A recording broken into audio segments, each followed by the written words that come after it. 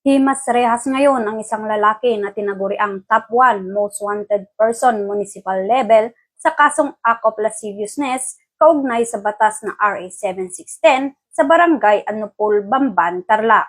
Ayon sa ulat ng Bamban PNP, bandang alas 9 ng umaga, ikinasa ang warrant of arrest na nagresulta sa pagkakaaresto ng nasabing sospek. Kinilala ang nasabing lalaki na si alias Jem, 31 anyos at residente ng Barangay Lourdes Park, Bamban, Tarlac. Kasalukuyan namang nasa kustodiya ng Bamban Municipal Police Station ang naarestong sospek para sa dokumentasyon at tamang disposisyon. Patuloy ang Bamban PNP sa pagsugpo ng kriminalidad at sa paghuli ng may pananagutan sa batas upang kakaharapin ang kanilang mga kaso para sa inaasam na mapayapa at ligtas na bagong Pilipinas. Mula dito sa Tarlac Police Provincial Office, ako ang inyong PNN correspondent, Patrolwoman Digna Jane Tenorio Malubay, alagad ng batas, tagataguyod ng Balitang Pulis.